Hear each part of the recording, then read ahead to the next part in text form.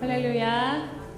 오늘도 살아계신 하나님이 계시는 이 은혜의 자리에 나오신 여러분들 주님의 이름으로 축복합니다. 우리의 믿음의 눈을 들어서 오늘도 우리와 함께 하시며 찬양받으시기 합당하신 그 주님을 향해 우리의 마음을 드리며 전심으로 함께 찬양하며 나아갑시다.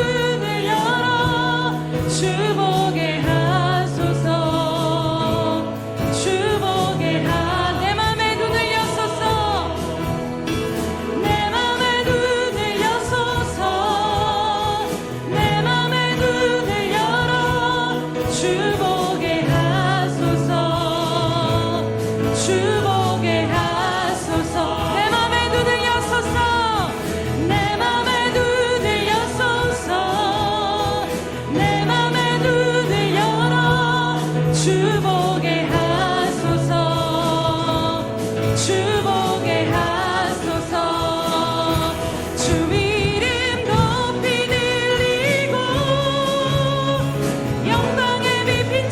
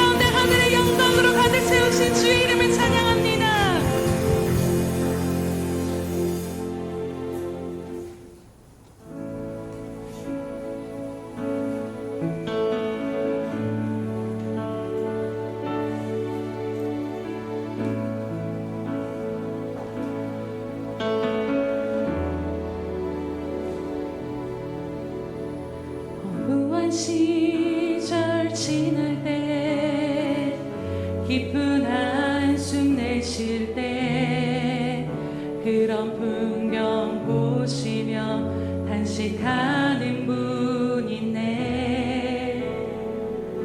고와 같이 너희를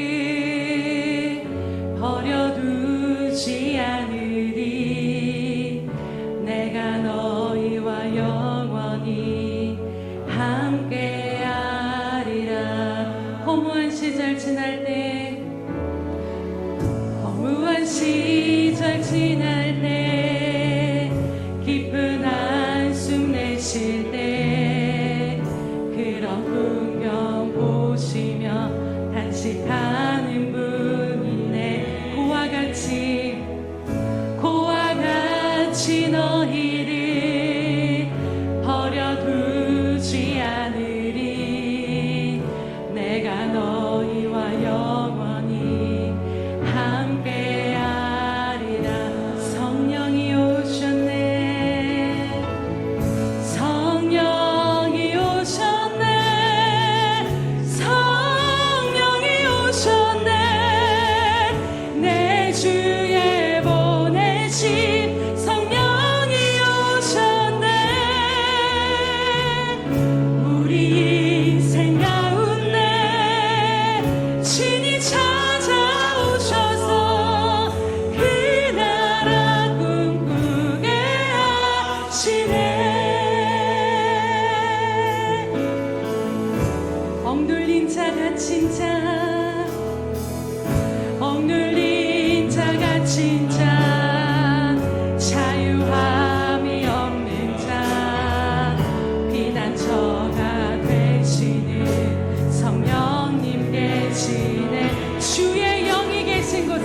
주의 영이 계신 곳에 참 자유가 있다네. 아멘. 진리의 영이신 성령이 오셨네. 성령이 오셨네.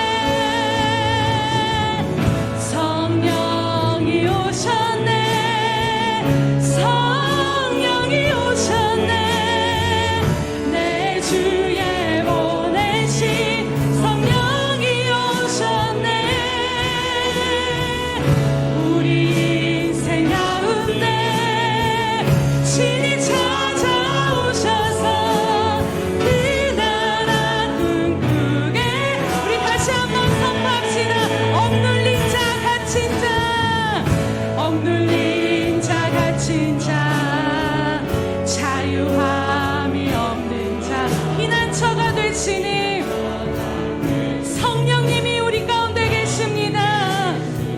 주의 영이 계신 곳에, 주의 영이 계신 곳에 참 자유가 있다네.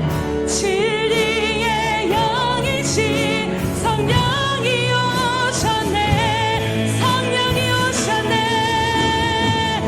성령이 오셨네. 성령이 오셨네. 내 주에 보내신 성령이 오셨네. 우리 인생 가운데 신이 찾아오셔서 그 나라 꿈꾸게. 성령이 오셨네.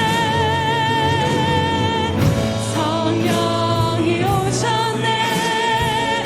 성령이 오셨네. 내 주에 보내신 성령이 오셨네. 우리 인생 가운데 신이 찾아오셔서 그날 오늘도 우리의 심령 가운데 성령이 오십니다. 성령이 오셨네. 성령이 오셨네. 성령이 오셨네. 내 주에 보내신 성령이 오셨네. 우리 인생 가운데 신이 찾아오셔서 그 나라 성령이 오셨네. 성령이 오셨네. 예수님 성령이 오셨네. 내 주에 보내신 성령이 오셨네. 우리 인생 가운데, 우리 인생 가운데 신이 찾아오셔서 그 나라 꿈꾸게. 우리 시간 함께 기도하며 나아갑시다. 성령님은 지금도 우리 가운데 역사하심을 믿으십니까? 우리 시간 성령님 우리 가운데 역사하시는 그 주님을 바라봅니다. 성령 하나님, 우리 안에 억눌리고 자유함이 없는 것들, 여전히 갇히고 닫혀져서 주를 바라볼 수 없는 모든 우리 심령 가운데 임하셔서 오늘도 주님의 나라를 바라보게 하시고 주님을 향한 소망과 믿음으로 다시 한번 세워진 바 되게 해주시옵소서. 우리 성령님의 도우심을 구하며 주여 한번 부르시면서 기도합시다. 주여 할렐루야. 살아계셔서 오늘도 우리와 역사하시며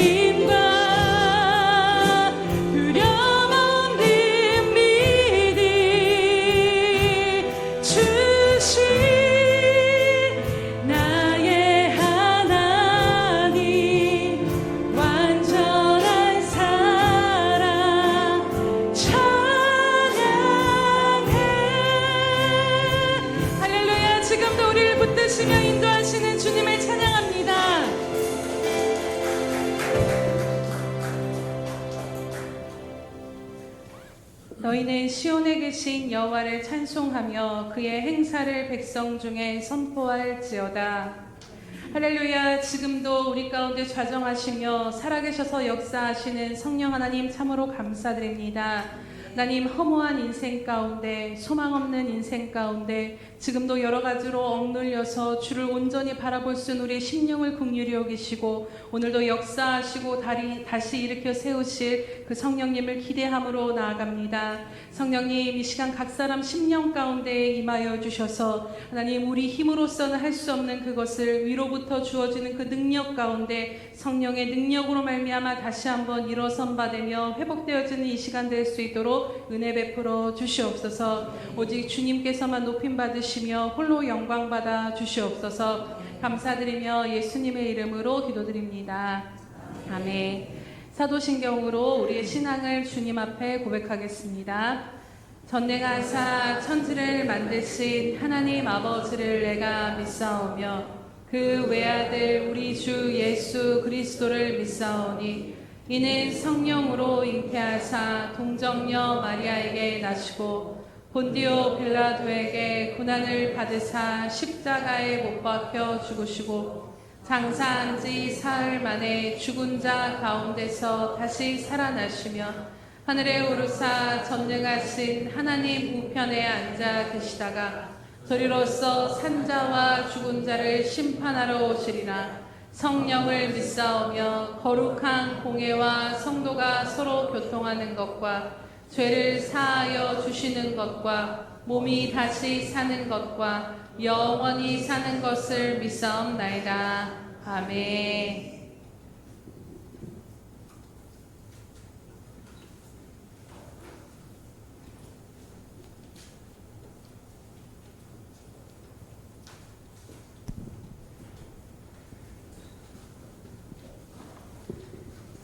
우리가 잠시 받는 환난에 경한 것이 지극히 크고 영원한 영광에 충만한 것을 이루게 하느니 감사함으로 받으면 버릴 것이 없느니라.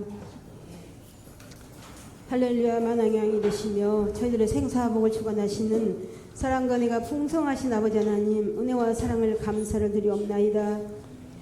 지나간 한 주 동안도 세상의 험한 세상 가운데서 저희들을 눈동자같이 살펴주시고 지켜주셔서 귀한 제단에 와서 이렇게 예배드리게 하시니 감사를 드립니다.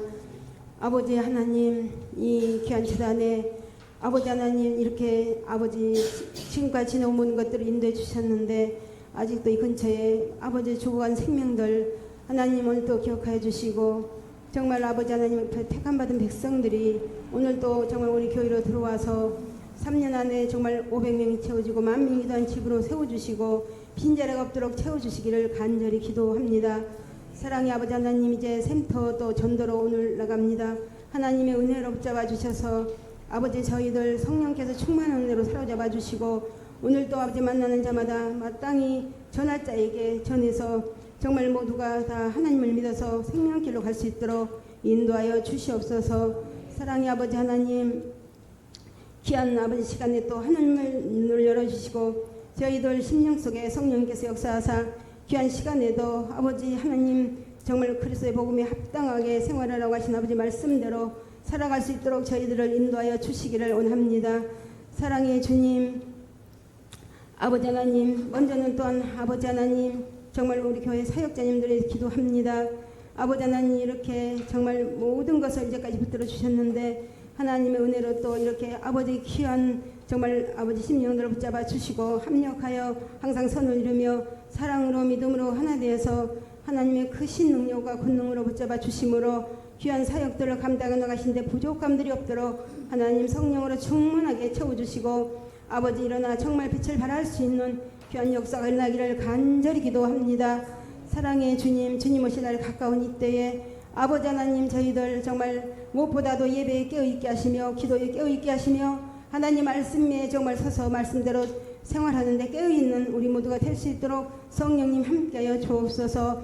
항상 감사가 이어져서 저희들 아버지 모든 어둠은 물러가고 정말 빛으로 걸어가는 우리 모두가 될 수 있도록 도와주시기를 간절히 기도합니다. 사랑의 주님, 오늘 또 먼저는 이 나라 민족으로 함께하여 주옵소서. 아버지 하나님, 나라가 정말 평안해야 아버지 우리 가정도 교회도 아버지 다 평안합니다. 하나님 도와주시사 정말 전쟁 아버지 정말 이제 핵을 저렇게 아버지 만들고 있는 전쟁을 할속히 아버지 그치게 하시고 핵을 중단하게 하셔서 정말 이 나라가 불안에 떨지 않고 많은 생명들이 정말 아버지 하나님 은혜로 아버지 건강하게 정말 살아갈 수 있도록 도와주시기를 원합니다. 하나님 더욱더 이 나라의 민족을 불쌍히 여기시고 긍휼히 여겨주셔서 아버지 하나님 먼저는 아버지 정치인들에게 아버지 하나님께서 내리신 정치인들에게 힘을 주시고 능력을 주시고 함께해 주시고 지혜를 주시고 하나님의 귀한 사명들을 두렵고 떨림으로 감당할 수 있도록 도와주옵소서. 무엇보다도 그들에게도 복음이 전파되어서 많은 생명들이 하나님만 경외하고 섬기며 감사하여 아버지 정말 이 나라가 평안하고 우리 모두가 전쟁에서 벗어날 수 있도록 악은 모양이라도 버려서 믿음으로 복음으로 평화롭게 통일되기만을 간절히 기도합니다. 사랑의 주님, 오늘도 우리 믿는 자들에게 먼저는 크신 능력과 권능으로 붙잡아 주시고 주님 오실 날이 가까운 이때에 더욱더 모이게 힘쓰고 하나님 간구하는 것마다 아버지 뜻 안에서 간구하고 이루어지기를 원합니다. 재단마다 축복해 주시옵소서. 오직 영원히 잘 때같이 범사가 잘 때는 성도들에게 도와 주시옵소서. 오늘도 아버지 감사합니다. 특별히 하나님 아버지 우리 교회 아버지 하나님 주여 아버지 유년 주일학교부터 작년 부리기까지 한 생명 하나님 기억하시고 항상 아버지 하나님 말씀과 뜻대로 살게 하시며 하나님 무엇보다도 가정에 믿지 않는 식구들이 다 마음으로 움직여 주심으로 하나님 앞에 다 정말 구원을 받기에 부족함이 없도록 하나님 어서속히 다 발걸음 마음을 재촉해 주시고 교회를 향할 수 있도록 하나님 도와주옵소서. 특별히 우리 교회 아픈 형제들이 너무나 많습니다. 하나님 은혜로 붙잡아 주시고 오늘도 성령 충만한 가운데에 아버지 능력의 손으로 권능의 손으로 고쳐주시어서 아버지 정말 더욱더 하나님 앞에 열심히 내시게 부족함이 없도록 도와주시고 생명길로 가기에 부족함이 없도록 도와주옵소서. 특별히 또 다니다가 쉬고 있는 형제들도 하루 속이 다 나와서 주 예수를 믿으라 그리하면 너와 내 집이 구원을 얻으리 하신 말씀대로만 이루어지기를 간절히 기도합니다. 사랑의 주님, 이 시간도 저희들 말씀을 듣습니다. 아버지 우리 담임 목사님 강건하게 성령의 충만함의 능력을 부어주셔서 저희들 귀한 말씀을 듣고 아버지 더욱더 정말 아버지 하나님 것이 합당한 아름다운 그리스도의 복음에 합당한 그런 자로서 아버지 사명을 감당케 하옵소서. 무엇보다도 또 저희들 깨어서 한몸 기도회로 나아갑니다. 날마다 저희들 간구할 때에 마땅히 구할 것을 구하여 응답받고 영광 올려드리는 삶을 살 수 있도록 아버지 하나님 도와주시옵소서. 이 시간도 모든 영광 받으시기 합당하신 아버지 길이요 진리요 생명 되신 예수님의 이름 받들어 간절히 감사하며 기도 올렸사옵나이다. 아멘.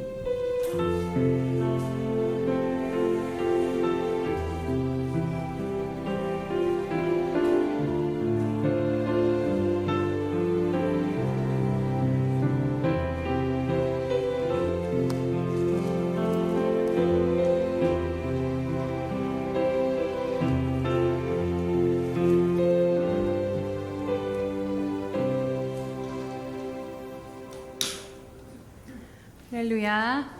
네, 이 시간도 하나님 앞에 늘 드리는 우리의 기도를 간절한 마음으로 다시 한번 올려드리겠습니다. 우리 예수평강교회 주인 되신 예수님,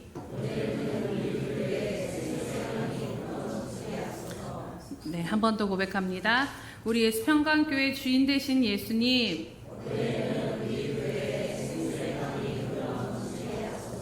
아멘. 그렇게 행하실 주님을 기대합니다. 네, 333 성경 읽기 및 쓰기 안내 드리도록 하겠습니다. 늘 말씀을 가까이 하시면서 힘들고 어려운 상황 가운데 또 지치고 메마른 삶 가운데 말씀으로 말미암아 사라지는 그 능력을 날마다 누리시기를 주님의 이름으로 축복합니다. 우리 행사 모임 안내 드리도록 하겠습니다. 오늘 오후 예배는 샘터 전도로 드립니다.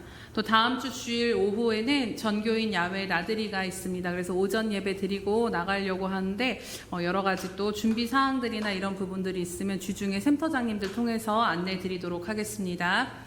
네, 6월부터 흩어진 삶의 자리에서도 주님 안에 하나 되어 기도하고자 전교인 한몸 기도회로 나아가고 있습니다. 모두 잘 동참하여 주신 줄로 믿습니다. 각 요일별로 월요일, 금요일에 올려드리는 기도 제목으로 하루 한 번씩 함께 교회를 위해서 또 지체들을 위해서 또 나라와 민족을 위해서 함께 기도해 주시기 바랍니다. 6월 행사 및 모임 안내 드리도록 하겠습니다. 6월 23일은 전교인 야외 나들이가 있고 6월 30일은 샘터 예배가 있습니다. 네, 그리고 번외로 광고를 드릴 것은 혹시 기도를 받기 원하시는 분들은 이 목사님께서 저를 세워주시고자 이제 담임 목사한테 받아라 이렇게 하고 기도를 넘겨주셨는데 기도를 받고 싶으신 분들은 예배가 끝나면 이 앞으로 나오시면 함께 기도해 드리도록 하겠습니다. 그래서 사실 자리가 바뀌니까 서로 약간 어색함이 있는 것 같아요.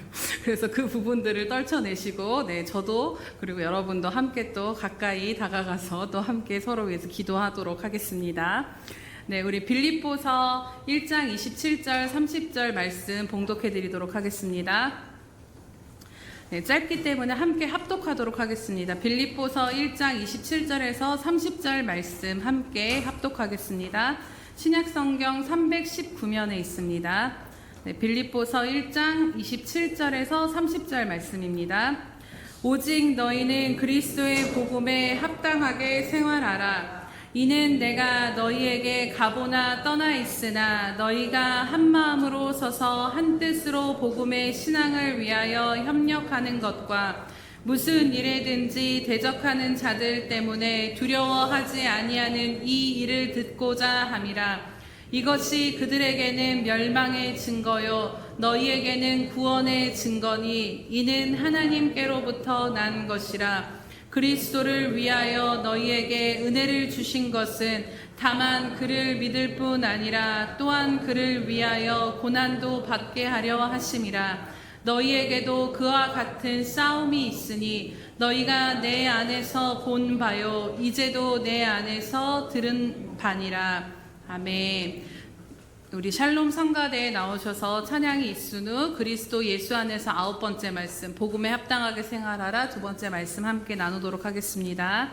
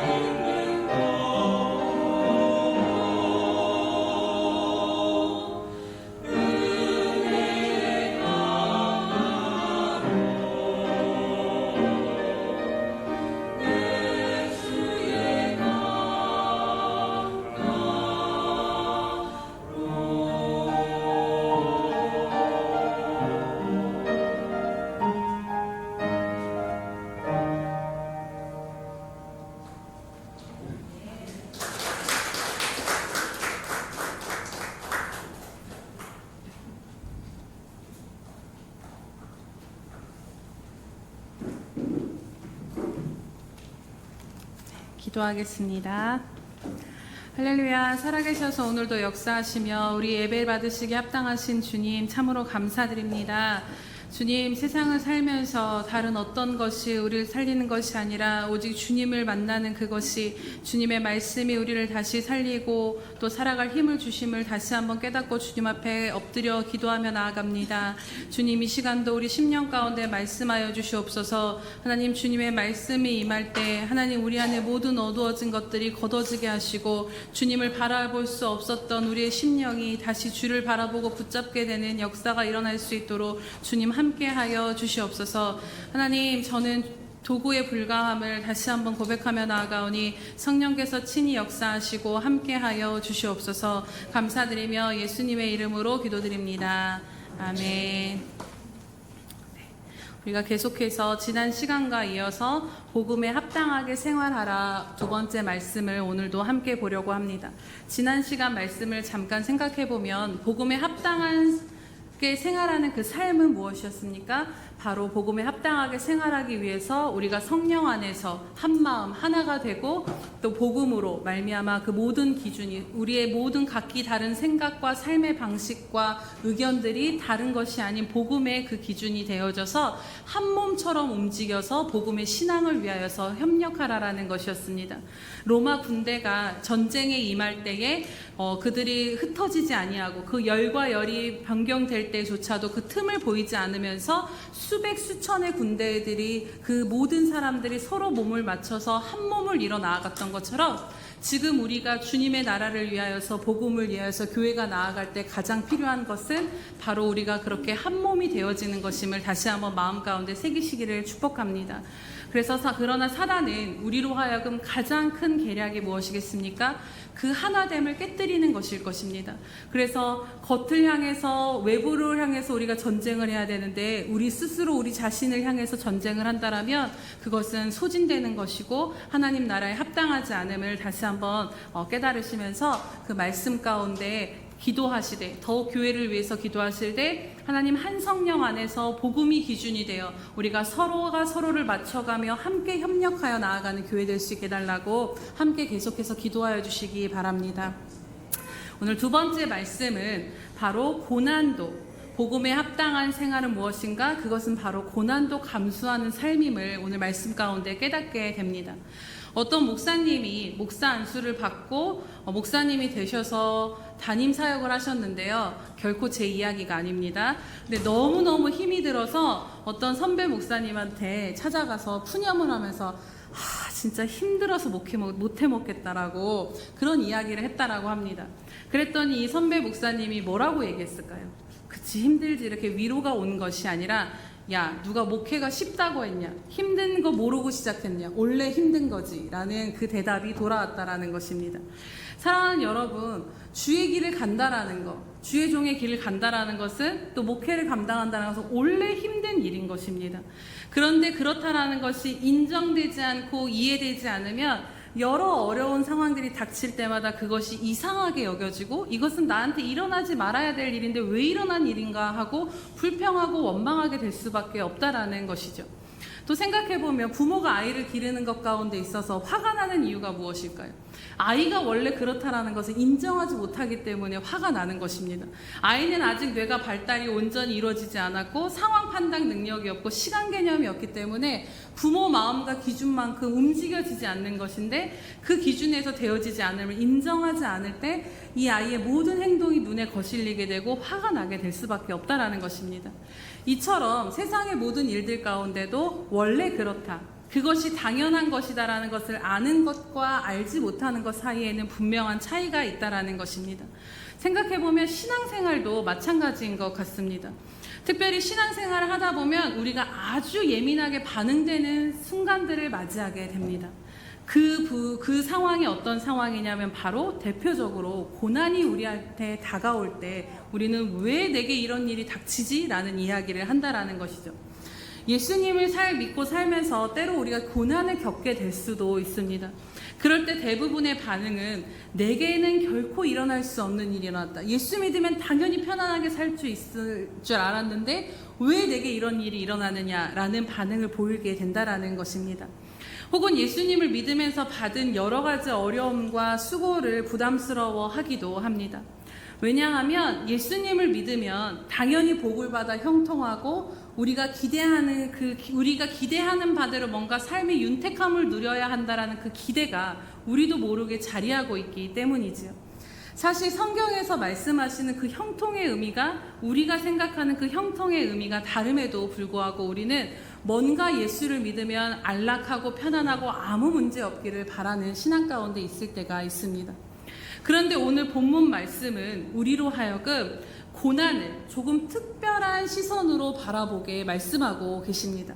우리 29절에서 30절 말씀을 함께 보도록 하겠습니다. 함께 보시겠습니다.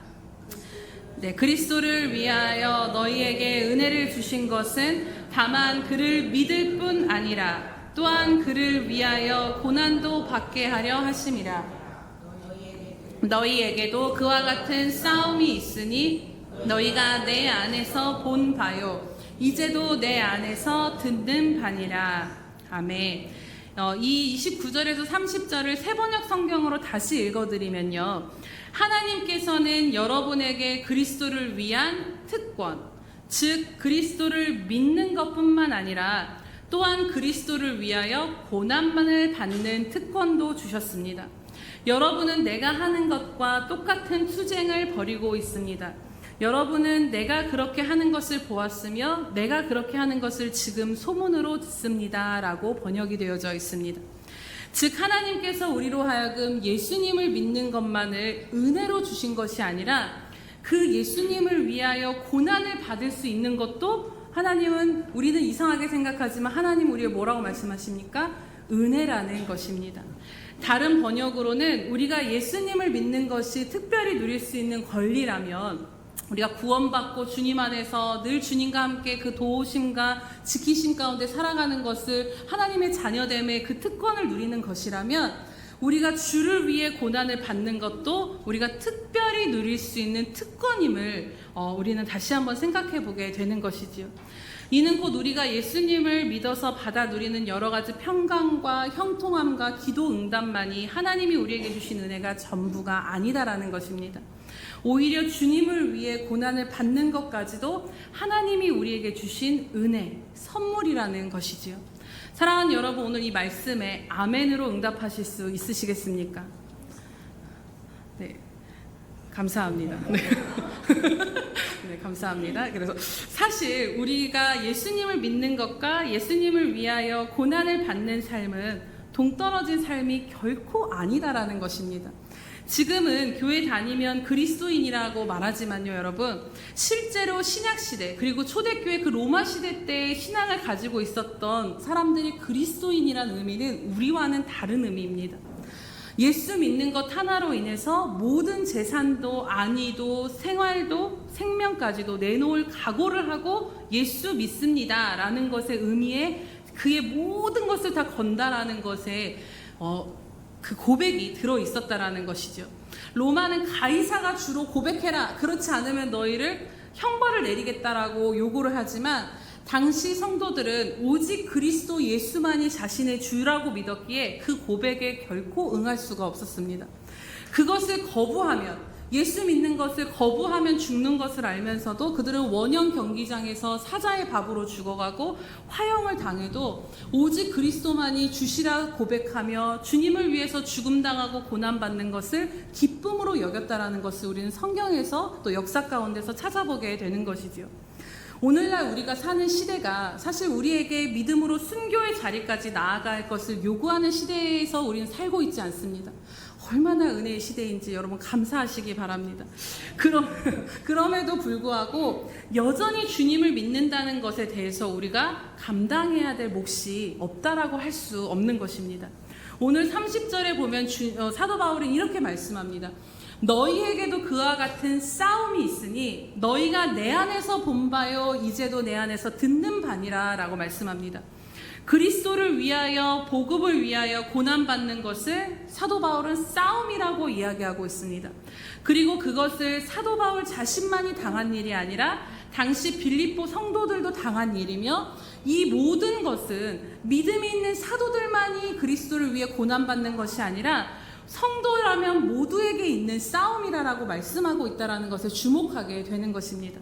즉, 더 나아가 오늘날 예수님을 주로 시인하고 믿는 모든 성도들, 저와 여러분에게도 그러한 싸움이 있다라는 것이죠. 그렇다면 우리에게 이러한 싸움이 생기는 이유는 무엇일까요? 왜 주님을 믿으면 동시에 고난도 따라올 수밖에 없고 그 고난도 감수하는 삶을 사는 것이 복음에 합당한 삶이라고 말씀하시는 것일까요? 우리가 지난 시간에 빌립보서가 쓰여질 당시에 빌립보에 사는 그 로마 시민권자들에 대한 이야기를 좀 나눴습니다. 이방 땅을 점령하고 그것을 로마화하기 위해 정책적으로 은퇴한 그 군인들을 빌립보 지역으로 로마에서 많이 이주를 시켜서 거기에 정착하며 살도록 했습니다. 그 이유는 바로 그들이 그곳에서 살면서 그 땅을 로마 문화를 전파하면서 그 땅을 로마화 시키라는 것이었죠. 당시 빌립보에 살던 민족들, 대표적으로 투르게, 즉 야만족이 있었는데요. 이들의 그 공격과 방해가 상당히 심했다라고 합니다. 그래서 늘 빌립보에 살던 로마 시민들은 이들과 싸우면서 도시를 좀 더 로마화답게 만드는 일을 감당해야 했던 것입니다. 얼마나 수고스럽고 고된 일이었겠습니까? 그런데 그럼에도 불구하고 당시 빌립보의 로마 시민권을 갖고 있었던 사람들의 자부심이 무엇이었습니까? 나는 로마 시민권자라는 것입니다.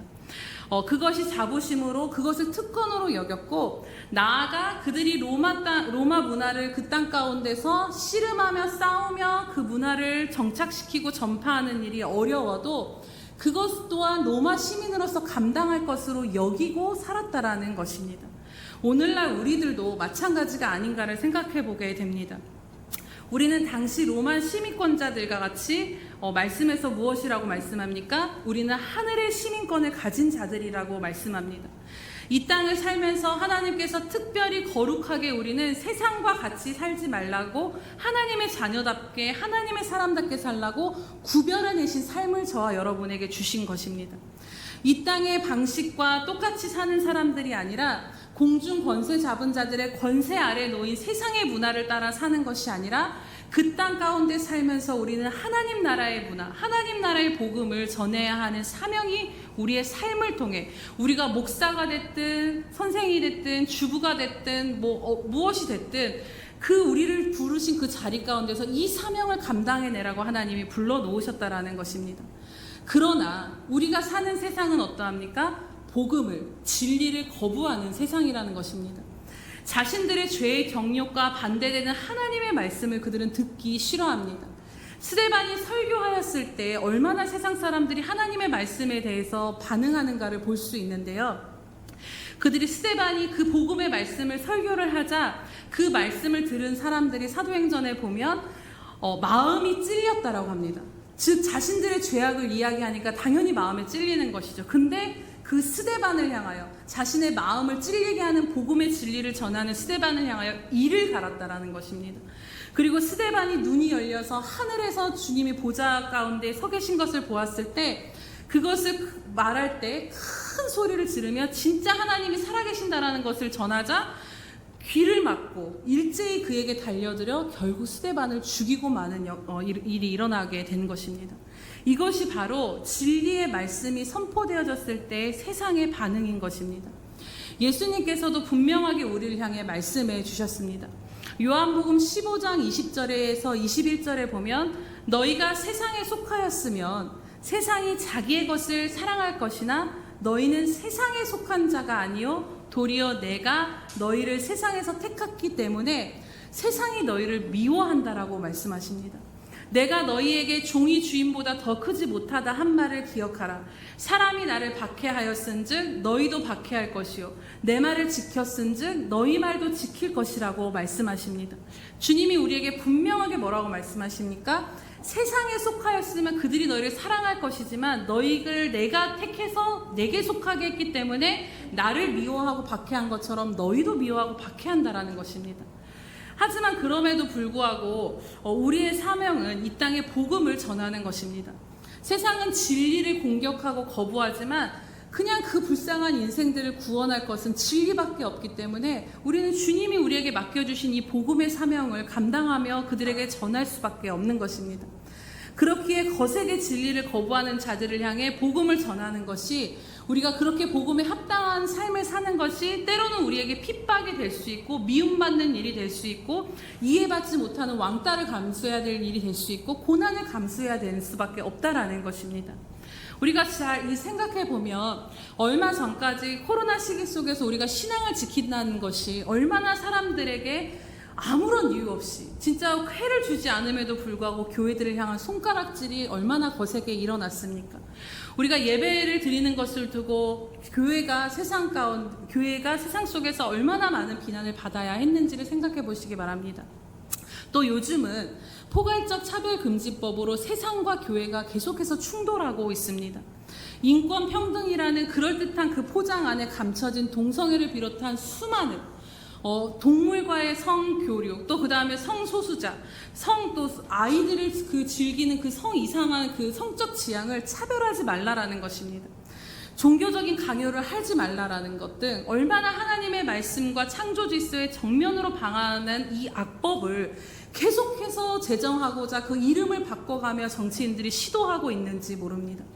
이 법이 통과된 나라들의 경우에 보면요, 제가 영상을 올려드리긴 했지만 자녀가 성전환 수술을 한다고 15세인 자녀가 성전환 수술을 한다고 했을 때 캐나다의 아버지는 그 자녀의 그 성전환 수술 반대했다는 이유만으로 양육권이 박탈된 사례가 있습니다. 또 영국 같은 경우는 유치원에서부터 동성애와 성전환이 정상적이라는 교육을 실시하면서 동성인 아이들에게 연애 편지를 쓰는 법을 수업 시간에 가르치고 있다는 것입니다. 그러면서 이 아이들이 성 정체성에 혼란이 와서 하나님이 주신 그 성에 대해서 온전한 그 혼란함 가운데 여러 가지 성적 문란함 가운데 우리 아이들이 빠져 있는 것을 보게 됩니다. 또 실제로 미국에서는요, 동성애 목사들이 동성애자들이 교단에서 허용한 가운데 장로교단을 허용해서 담임 목사로 서는 사례들이 있습니다. 제가 아는 분도 그곳에 이제 갔는데 그곳 담임 목사님이 미국 분이신데 이분이 거의 80 가까이가 돼서도 그 단을 내려오지 못하시는 이유가 그 교단이 이분이 내려왔을 때 동성애자 목사를 세울까봐 이 목사님은 그 교회를 끝까지 지키고자 그 교회를 내려오지 못하신다라는 이야기를 전해 들었습니다. 이것이 우리나라는 먼 이야기 같지만 이미 세상에서는 다른 나라에서는 너무나도 일상적인 일이 되었다라는 것입니다. 그래서 동성애자들의 결혼을 주례하지 않고 그것이 죄라 여기면 목사들이 감옥에 갈 수밖에 없고, 또 복음을 전하는 것에 있어서 종교의 자유를 침해했다라고 해서 우리가 또 복음을 전할 수 없는 그 상황 가운데로 여러 가지로 이 법 안에 그러한 족쇄들이 채워져 있는 것입니다. 세상에서 이처럼 예수님을 믿으면서 믿음을 지킨다라는 것, 복음을 전하고 복음의 신앙을 위해서 우리가 살아가고 복음에 합당한 생활을 한다라는 것이 더 어려운 시대 가운데로 치닫고 있습니다. 우리에게 어쩌면 정말 내가 그냥 적당히 회색 지대에서 거하는 것을 거부한다라고 생각해 보면, 제대로 우리가 그리스도인으로 살고자 한다라면 우리가 사는 것 자체가, 우리의 존재 자체가 불편과 비난과 부담을 감수할 수밖에 없게 되는 것임을 다시 한번 말씀을 준비하며 깨닫게 됩니다. 여러분, 결국 무엇입니까?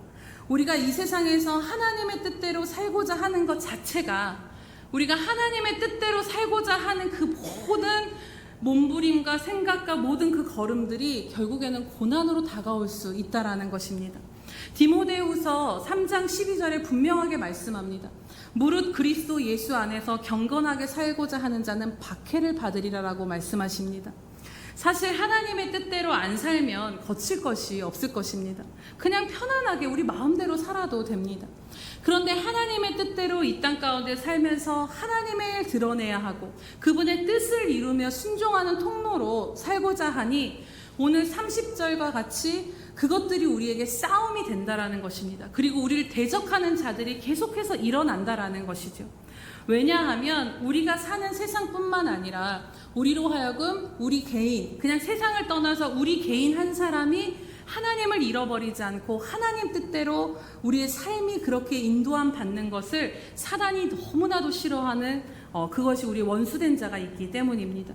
에베소서 6장 12절에 우리들의 씨름은, 결국 우리들의 싸움은 혈과 육을 누굴 상대하는 것이 아니요 통치자들과 권세자들과 이 어둠의 세상 주관자들과 하늘에 있는 악한 영을 상대하는 것이라고 말씀하고 있습니다. 우리는 이 영적 전쟁 가운데 우리는 그냥 우리의 삶을 주어진 삶을 사는 것 같지만 눈을 들어서 보면 우리는 늘 영적 싸움 가운데 살고 있다라는 것입니다.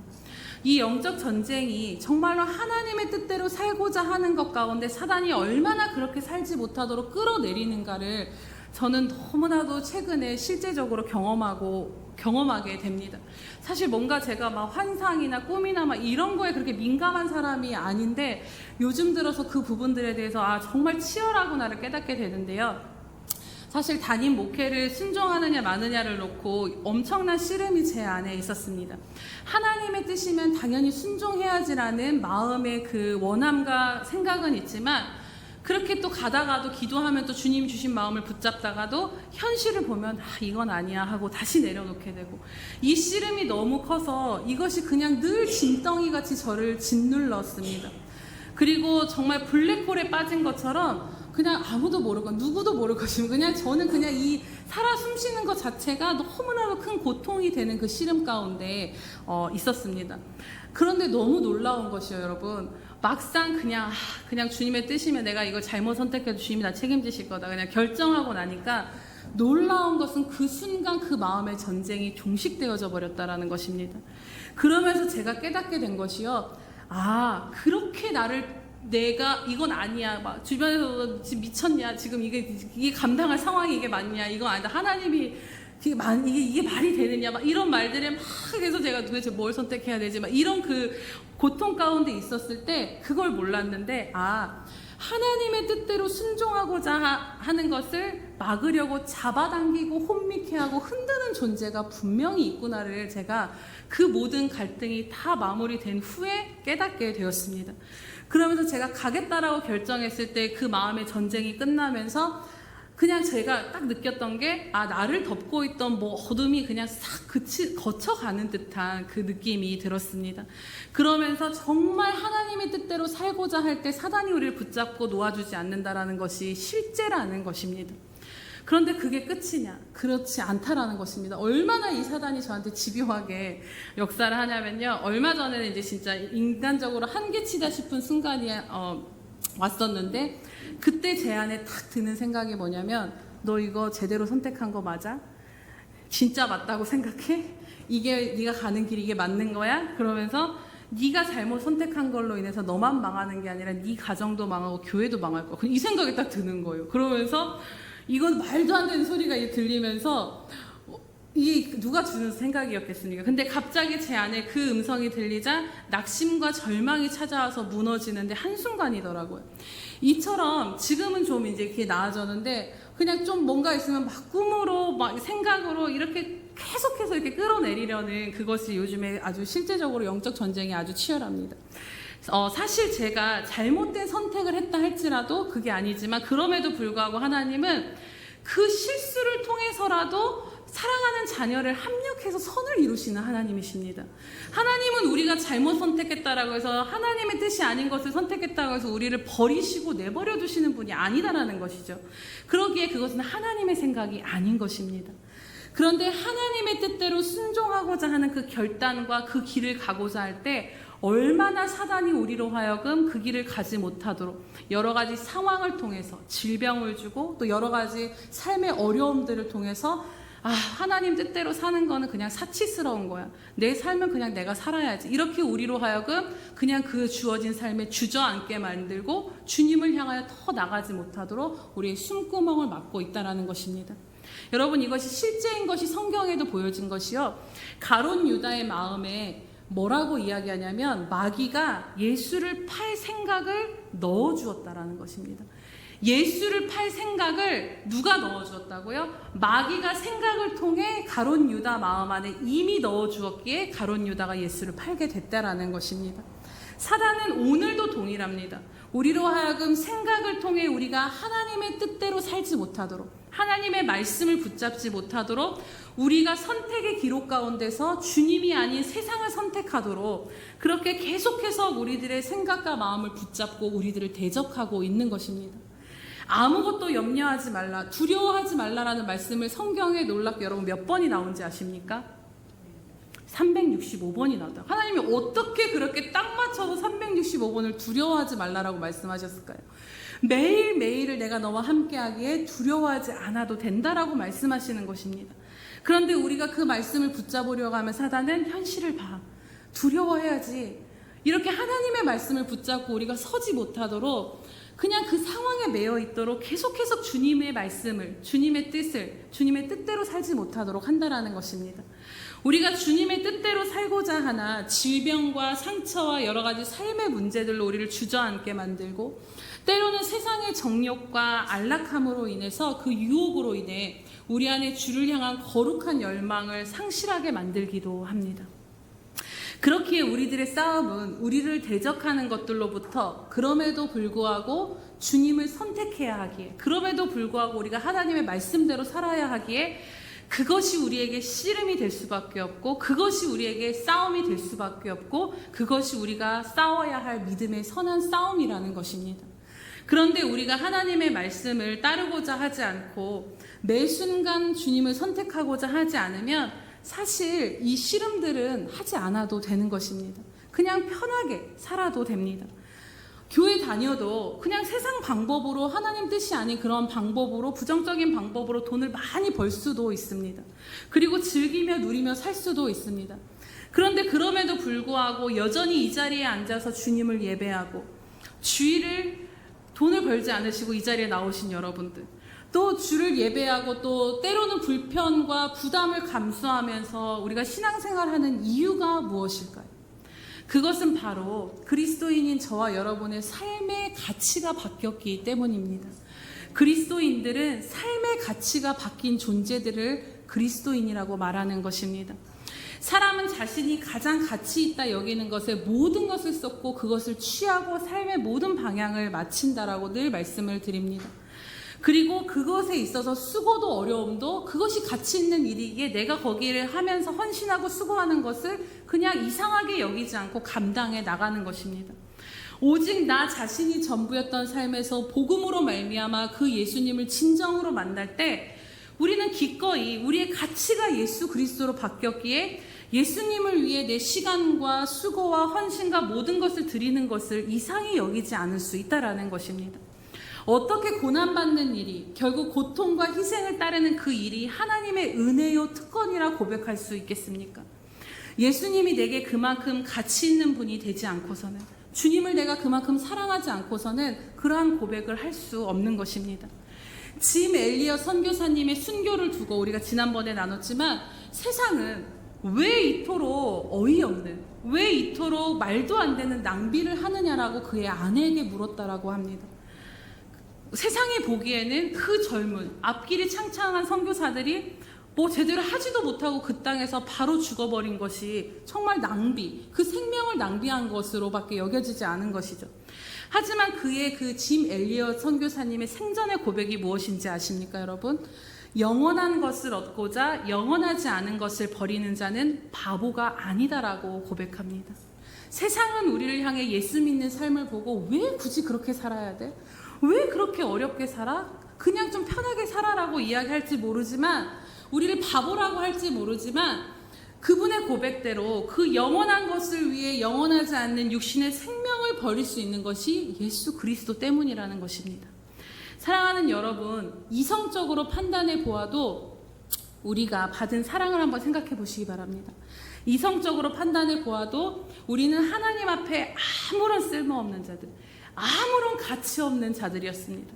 그런데 하나님은 그 소망 없고 죽어 마땅한 죄인된 우리에게 당신의 모든 가치를 다 쏟아 부으셨다라는 것입니다. 구약부터 신약에 이르기까지, 지금 저와 여러분의 인생에 이르기까지 하나님의 모든 시간이 누구를 향하여 쓰고 계십니까? 그 하나님께서 구약에서 신약까지 이루신 그 모든 구속사의 역사들 가운데 그것을 이루시면서 나아가신 그 하나님의 열심과 수고가 무엇이었습니까? 바로 예수 그리스도를 이 땅에 보내셔서 죄인된 우리를 구원하고자 하신 것입니다. 그리고 하나밖에 없는 독생자 예수님을 십자가에 못 박으시고 그 십자가를 통해 하나님께 있어 우리가 당신에게 얼마나 가치 있고 소중한 존재임을 하나님이 먼저 우리로 하여금 너가 나를 위해서 이런 삶을 살아라고 먼저 요구하지 않으시고 하나님이신 그분이 우리를 가치 있게 여겨주심으로 우리도 그렇게 기꺼이 살아볼 수 있는 은혜를 베풀어 주신 것입니다. 모든 시간과 열심과 결국 당신의 생명을 내어주실 만큼 우리를 그렇게 사랑하셨고 죄인된 우리를 가치 있게 여겨주셨다라는 것입니다. 이거는 이성적인 판단으로는 결코 답이 안 나오는 이야기입니다. 그 말도 안 되는 은혜를 입은 우리에게 있어 오늘 나에게 그 은혜를 베푸신 하나님, 기꺼이 그 모든 것을 감당하신 그리스도 예수님의 가치는 나에게 어떠합니까? 제가 이번 주에 한 영상을 보았는데요. 그 영상의 제목이 부모는 핑계대지 말아야 합니다라는 제목이었습니다. 좀 유명하신 분인데 심리 상담가면서 이제 그 엄마의 말인가 하는 그런 책을 쓰신 이분도 되게 열심히 믿는 신앙인이신데요. 박재현 소장님이 컴패션과 인터뷰하는 내용이 담긴 영상이었습니다. 그 내용을 잘 들어보시기 바랍니다. 우리나라에서는 아이 키우기가 다들 힘들다라고 한다라는 것이죠. 그런데 꼭 말씀드리고 싶은 것은 우리에게는 돈이라는 게 있을 수도 있고 없을 수도 있고 배우자가 우리 삶에 영원할 수도 있고 어느 날 갑자기 상실할 수도 있습니다. 우리가 살다 보면 실직할 수도 있고 더 좋은 직장을 찾을 수도 있습니다. 그런데 우리가 부모가 된 이후부터는 이 모든 상황은 핑계일 뿐이라고 말씀을 하시더라고요. 그러면서 이야기하는 게 내가 돈이 없어서 부모 노릇을 잘 못해요. 이제 제가 남편이 없어서 혼자 키워서 잘 키워낼 자신감이 없어요. 저는 실직하고 능력이 없어서 아이를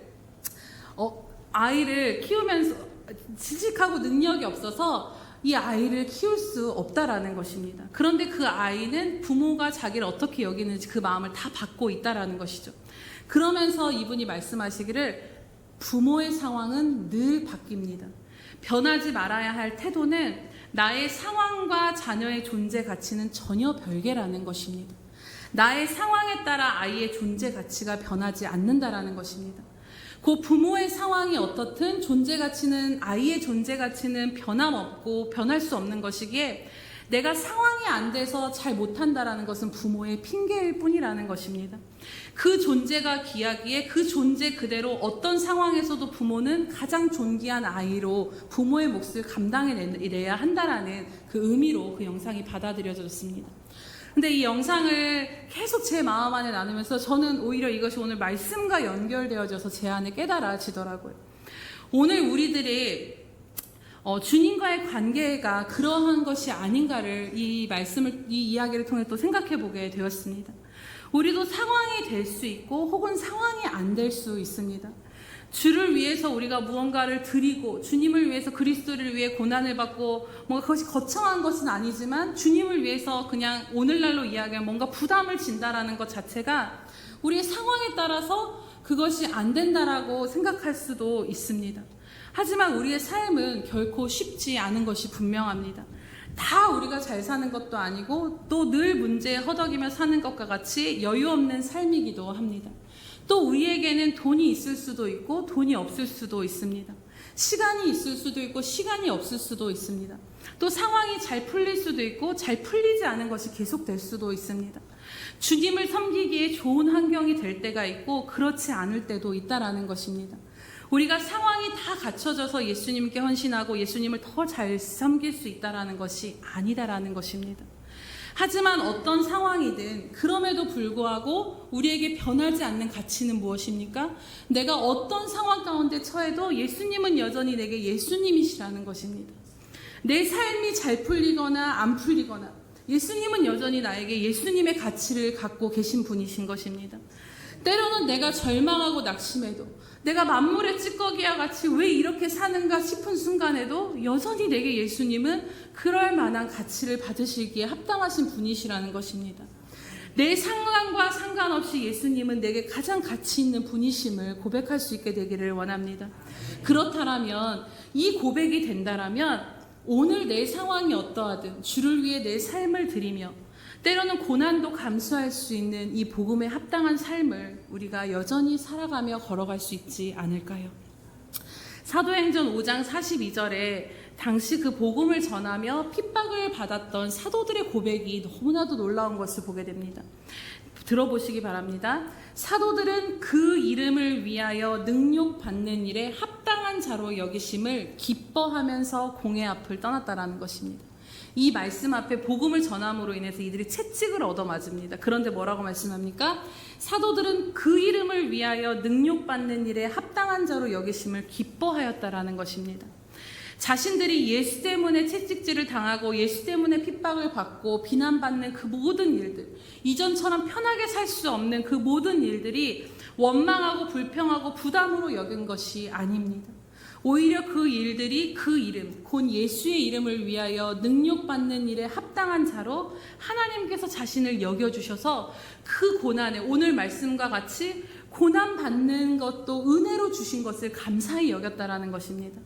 오늘 우리에게도 사도 바울과 같은, 또 사도행전의 그 사도들과 같은 그리스도를 위하여 고난받는 일이 예수를 믿어 누릴 수 있는 많은 축복과 같은 은혜로 여기고 감사할 수 있는 믿음을 주시기를 기도합니다.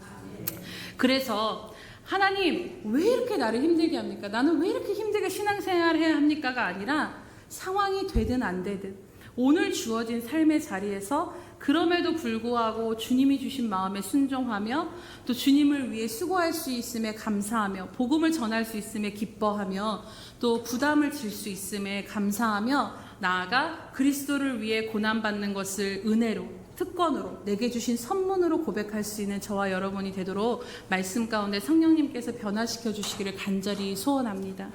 이제 말씀을 마치고자 합니다. 사랑하는 여러분, 오늘 말씀을 통해 예수님을 정말 잘 믿는다는 것이 무엇인가, 정말 우리가 복음에 합당한 복음이 기준이 되어서 사는 삶이 무엇인가를 다시 한번 생각해보면 우리들의 그 중심을 또 조금 1도를 변화시키기를 원합니다. 이 땅에서 우리들의 삶은 하나님의 은혜를 받아 기도가 응답되고 내 자녀가 잘 되고 내가 잘 살고 뭔가 잘 풀리고 형통한 삶을 사는 것이 그 은혜도 우리에게 주어지지만 그것이 전부가 아닙니다. 하나님은 그것만이 은혜라 말씀하시지 않습니다. 그것은 기독교 신앙을 잘못 이해한 것입니다. 예수를 믿는다라는 것은 곧 주를 위해 고난도 받는다는 것과 함께 가는 것입니다. 고난을 각오하지 않고 신앙생활을 한다는 것은 온전한 것이 아닙니다. 정말 우리가 예수님을 제대로 믿고 오직 예수로 살아가며 그분의 뜻대로 살아가는 삶을 한다면 고난은 우리에게 피할 수 없는 것입니다. 하지만 그렇다고 해서 두려워할 필요가 없습니다. 28절에 보면 그 말씀과 같이 복음에 합당한 삶을 살 때 무슨 일에든지 우리를 대적하는 자들이 있지만 그것 때문에 두려워하지 말라라고 사도 바울은 말씀합니다. 왜냐하면 우리는 이미 승리가 보장된 싸움을 하고 있기 때문입니다. 전쟁에서 승리했지만 군인들이 철수하는 과정에서 주님이 이미 그 완전한 승리를 이루신 것 가운데 전쟁을 생각해보면 전쟁에서 승리했지만 군인들이 철수하는 과정에서 만나는 작은 적들과의 전투는 계속 있을 수 있는 것입니다. 완전히 철수하기 전까지는. 우리들의 이 땅의 삶에서 하는 싸움이 이 싸움과 같다라는 것입니다. 그렇기에 이미 이긴 싸움이기에 두려워할 필요가 없다라는 것이죠.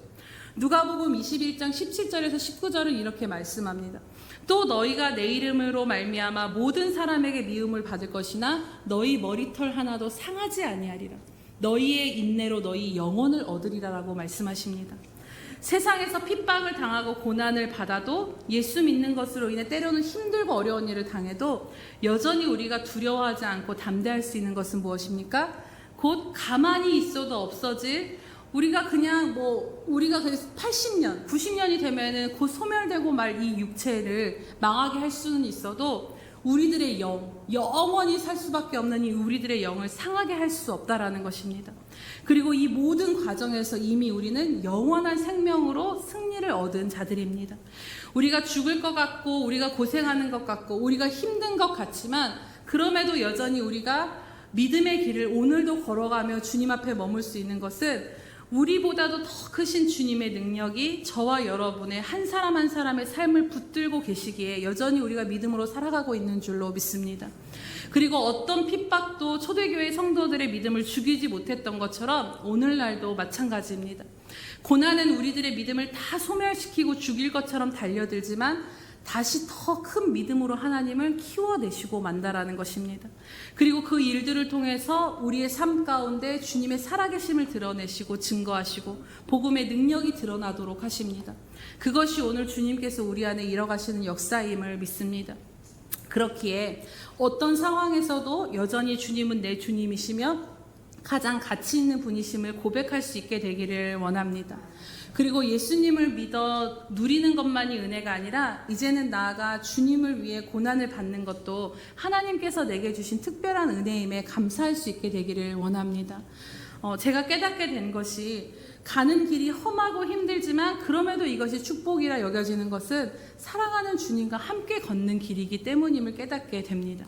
여러분, 결혼하실 때 이런 말씀 듣지 않으셨습니까? 머리가 검은 머리가 팥뿌리가 되도록 사랑하시겠습니까? 눈이 오나 비가 오나 사랑하시겠습니까?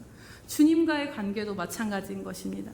눈이 오나 비가 오나 주님을 사랑하기에, 때로는 오늘 사도 바울과 같이 그냥 고난을 받아도 주님을 위해 많은 일들을 감수하고 부담을 진다 할지라도 주님이 가장 가치 있는 분이시고 가장 사랑하는 분이기에 그냥 그것이 수고로 여겨지지 않고 고난으로 여겨지지 않고 마음의 기쁨으로 여겨질 수 있는 그 놀라운 복음의 능력을 하나님이 오늘 우리에게 주시기를 원하시는 줄로 믿습니다.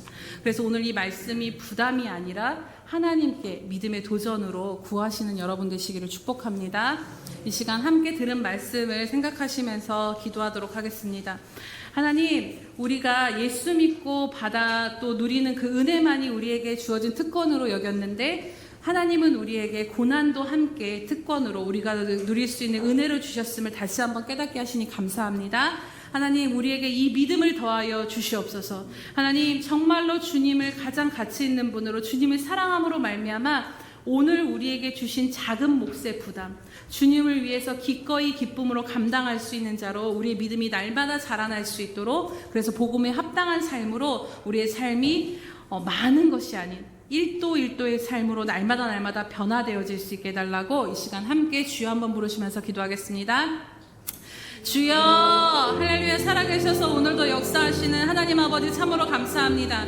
하나님 아버지, 우리에게 주신 삶이 무엇인지를 다시 한번 깨닫게 하시니 참으로 감사합니다.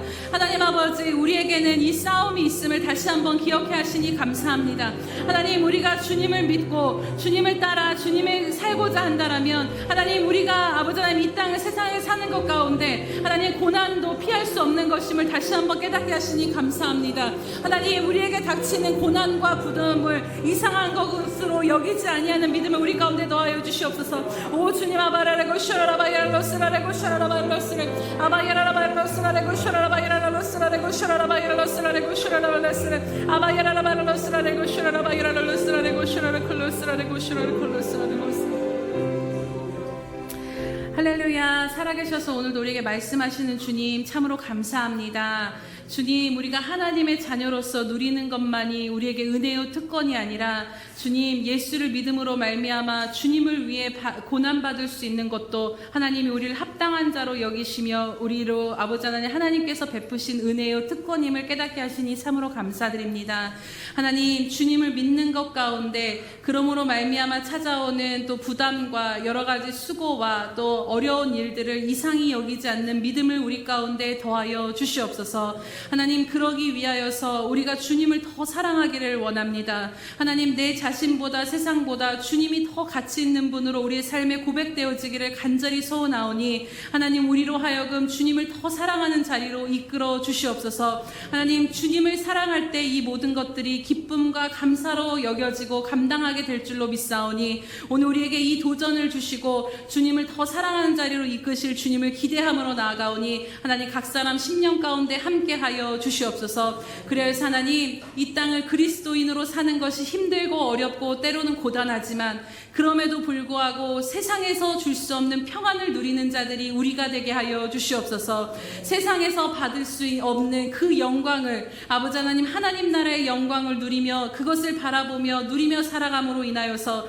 이 땅에 조금된 수고와 헌신들은 하나님 기꺼이 감당할 수 있는 자들로 하나님 우리의 시선을 변화시켜 주시옵소서. 감사드리며 예수님의 이름으로 기도드립니다. 아멘.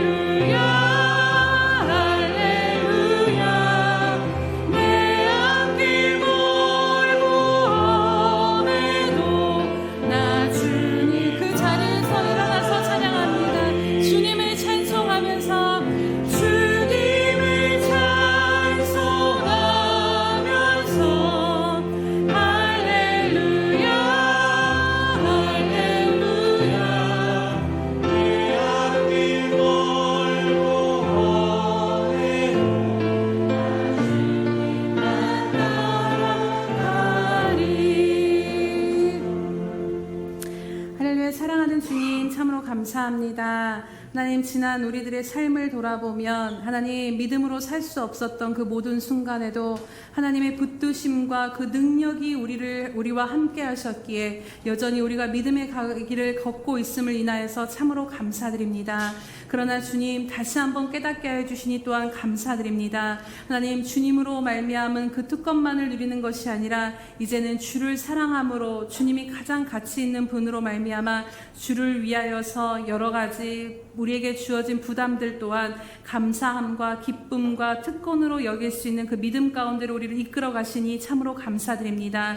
주님, 오늘 우리에게 이 마음을 허락하여 주시옵소서. 하나님, 우리 힘으로 되어지지 않음을 아시오니 주님을 더 사랑하는 예수평강교회 되게 하시고 주님을 더 가치 있게 여기는 예수평강교회 되게 하여 주셔서 하나님, 우리에게 주시는 모든 것들이 부담이 아닌 기쁨과 감사로 주님 앞에 나아갈 수 있는 교회와 성도 되게 하여 주시옵소서. 또한 주님, 이 시간 주님 앞에 나올 때 빈손으로 오지 아니하고 또 아버지 감사하는 마음으로 이 모양 저 모양으로 또 여러 가지 헌신으로 주 앞에 우리의 모든 것을 드리며 나아갑니다. 하나님, 예물뿐만 아니라 또 작고 큰 헌신 또한 기쁘게 받아 주시옵소서. 하나님, 그리하여서 이 모든 것들이 주님 나라에 심겨질 때에 100배의 열매를 맺게 하여 주시옵소서. 하나님, 날마다 주님의 것을 구별하여 드릴 줄 알게 하시며 또 하나님 아버지, 하나님의 뜻대로 살고자 하는 귀한 우리 지체들 가운데 하나님, 그들의 영혼이 먼저 잘되게 하시고 하나님, 영혼이 잘됨과 같이 이제는 삶에 묶여진 모든 문제가 해결되게 하시고 풀려지는 은혜 또한 누리게 하여 주시옵소서. 하나님, 감사드리며 예수님의 이름으로 기도드립니다. 아멘.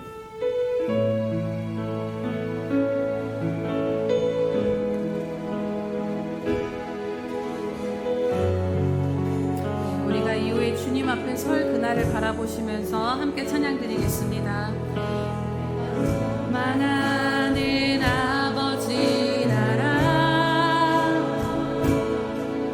주님 오시는 그날 완성되리. 우린 고대하네 주님 오시는 그날을.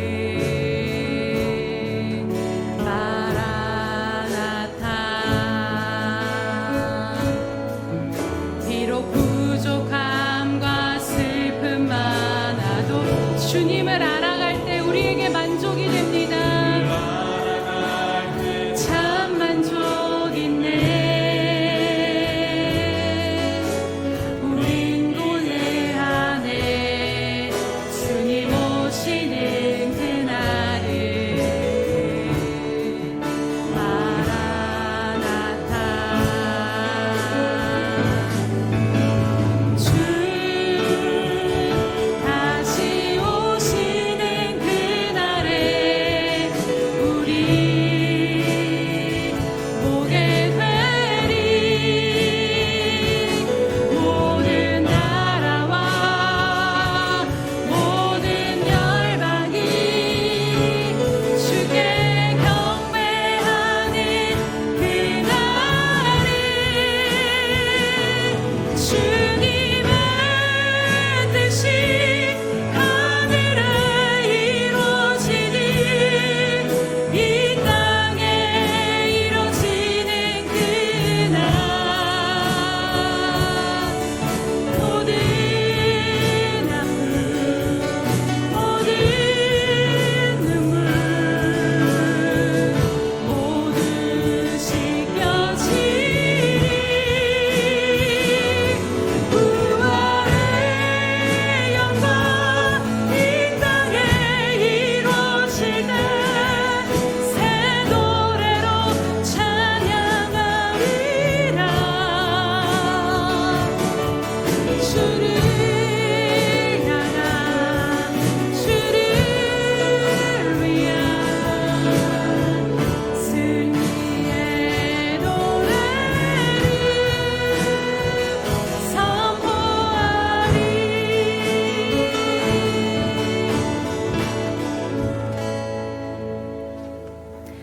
지금은 자기의 사람들을 사랑하여 주시되 끝까지 사랑해 주시는 우리 주 예수 그리스도의 한량없는 은혜와 자기의 아들까지도 아낌없이 내어주시며 그 아들로 우리를 값주고 사신 하나님 아버지의 극진하신 사랑하심과 못난 우리들을 지키시고 돌보시며 우리의 연약한 믿음을 붙들고 끝까지 승리하는 자로 이끌어주시는 성령 하나님의 감화 감동 역사하심이 오늘도 주님 앞에 주님의 뜻대로 살기로 희망이라는 단어를 결단하며 오랫동안 복음의 합당한 잊어버리고 삶 가운데 살았는데 닥쳐지는 모든 국경 없는 이스라엘가 고난도 하는 모든 기뻐하며 활동, 살기로 결단하는 우리 모든 예수평강교회 지체들 머리 위에와 지금도 그러한 삶으로 복음을 땅끝까지 전하는 선교사들의 삶과 머리 위에 장차 우리에게 주실 귀한 영혼들의 머리 위에 영원히 함께 하시기를 간절히 축원하옵나이다. 아멘.